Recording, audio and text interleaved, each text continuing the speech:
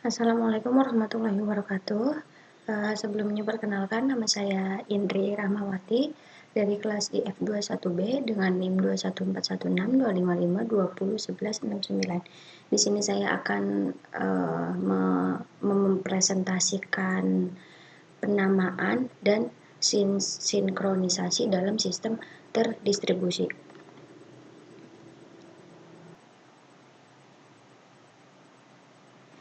Oke, selanjutnya di sini ada sinkronisasi. Sinkronisasi yaitu proses mengkonfigurasi beberapa proses untuk berjalan secara bersamaan. Nah, ketika beberapa prosesnya berjalan secara bersamaan, sinkronisasi itu nanti untuk membantu menjaga konsistensi informasi bersama dan pelaksanaan proses kolaboratifnya. Perlu nggak sih sinkronisasi dalam sebuah teknologi? Ini sangat diperlukan. Salah satu contohnya itu untuk pelacakan kendaraan dalam untuk pelacakan kendaraan. Nah, dalam suatu sistem pengawasan kota menggunakan jaringan sensor kamera terdistribusi. Tujuannya yaitu untuk mengetahui jejak atau track dari kendaraan yang sangat mencurigakan.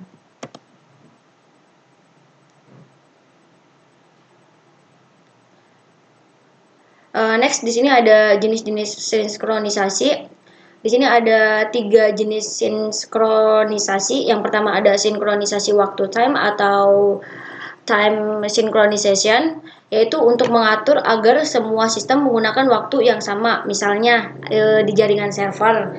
Terus yang kedua ini ada sinkronisasi data atau data synchronization, untuk menyelaraskan data antara 2 atau lebih perangkat di satu aplikasi.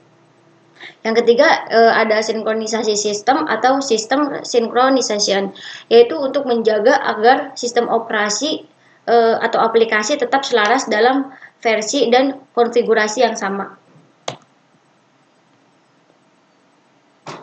Selanjutnya di sini ada teknologi sinkronisasi. Nah, teknologi ini untuk mendukung proses sinkronisasinya. Contohnya yaitu NTP atau Network Time Protocol.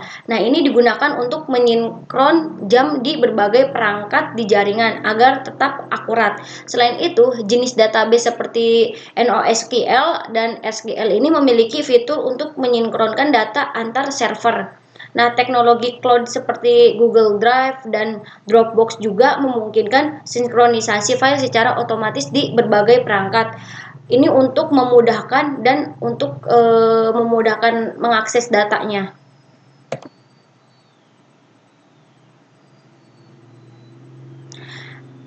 Selanjutnya di sini ada proses sinkronisasi. Nah, dalam proses ini dimulai dengan identifikasi data atau objek yang perlu disinkronkan.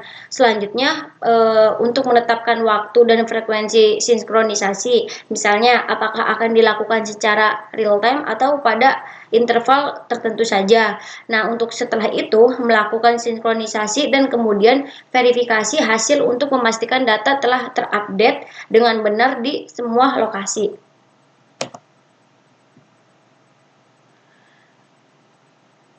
Selanjutnya di sini ada sinkronisasi dalam sistem terdistribusi.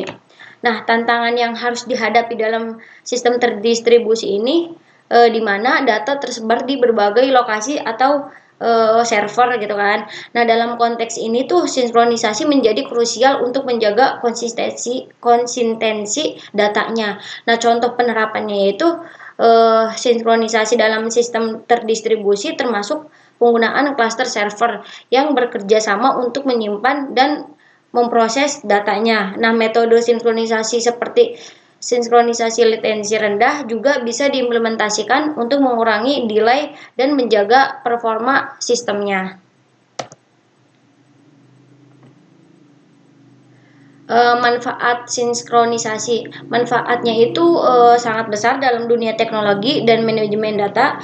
Dengan sinkronisasi ini, organisasi dapat meningkatkan efisiensi, mengurangi kesalahan, dan menjaga data tetap akurat dan up to date. Misalnya, sinkronisasi antara server dapat memastikan bahwa setiap perubahan di satu server langsung tercermin di server lainnya. Nah, sehingga tidak ada ketidakselarasan data yang dapat mengakibatkan kesalahan.